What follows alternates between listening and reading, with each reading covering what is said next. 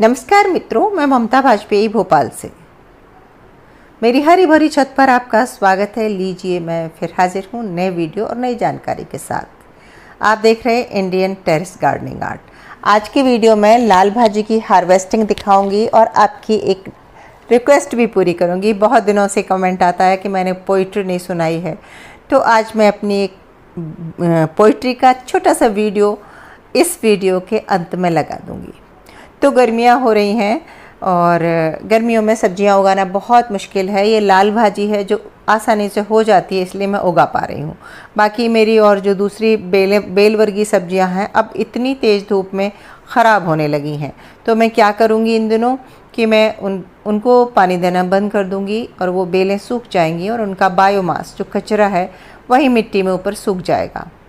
और कुछ दिन के लिए विराम दूँगी, ब्रेक दूँगी मिट्टी को, ताकि वो मिट्टी भी रिचार्ज हो जाए। और इतनी गर्मी में छत पे बागवानी हो नहीं पा रही है, लेकिन छत पे जाना तो ज़रूर पड़ेगा क्योंकि एडेनियम्स और दूसरे पौधे हैं छत पर जिनकी देखरेख करनी ही पड़ती है। तो बस ये लाल भाजी टूट गई है और आज हम बनाएंगे भाजी की सब्जी।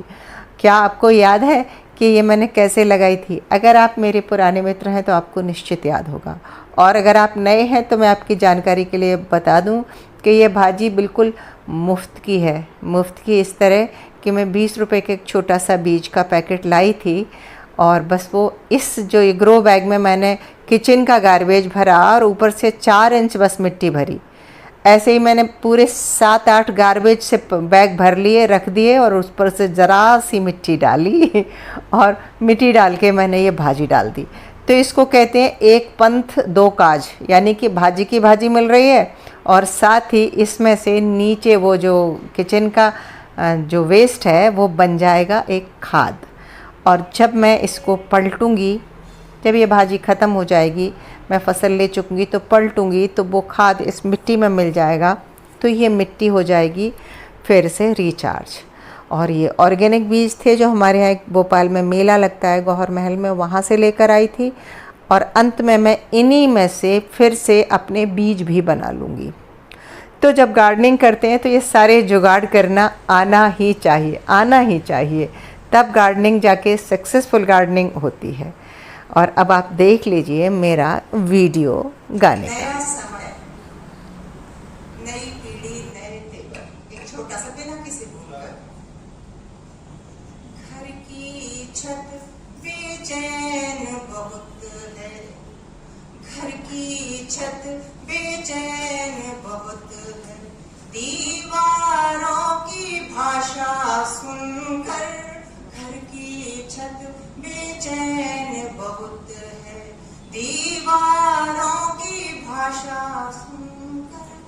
बंसी के कांटों जैसे शब्द नुकीले, आंखों में उनकी अंगारे, धार जीव की कैंची जैसी कतर रही है रिश्ते सारे।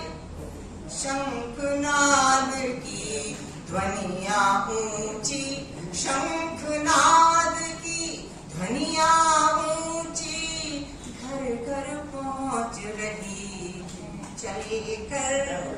घर की छत बेचैन होत है, दीवारों की भाषा सुनकर। इस संवेदन के ढाई आखर घर के बाहर खड़े हुए हैं। संवेदन के ढाई आखर घर के बाहर खड़े हुए हैं। बेबस मर्यादा के मुंह पर 100 ताले जड़े हुए हैं। बेशर्मी लज्जा के आगे, बेशर्मी लज्जा के आगे खड़ी हुई है सीधी तनकर। घर की छत बेचैन बहुत है, दीवारों की भाषा सुनकर। और फिर क्या दृश्य हुआ जब ये हुआ तो कि डर कर बंद हुए दरवाजे, खिड़की पर्दा खींच रही है। डर कर बंद हुए दरवाजे, खिड़की पर्दा खींच रही है, रोशनदान ठगे से देखें, देहरी आंखें मीच रही है। आंगन उकड़ू बैठ गया है, आंगन उकड़ू बैठ गया है, लाज शर्म से खुद में गड़ कर घर की छत पे बहुत है। दीवारों की भाषा सुनकर, और ये अंतिम पंक्तियां, ये जाए कहाँ उखड़ कर बोलो, दरवाजे का बूढ़ा पीपल, जाए कहाँ उखड़ कर बोलो, दरवाजे का बूढ़ा पीपल, तुम बतलाओ किसके आगे, शीतल छांव पसारे आंचल, नई सदी से यही प्रश्न है, नई सदी से यही प्रश्न है, एक बार उत्तर दें आकर, घर की छत पे चैन दीवार। कितना प्यारा गीत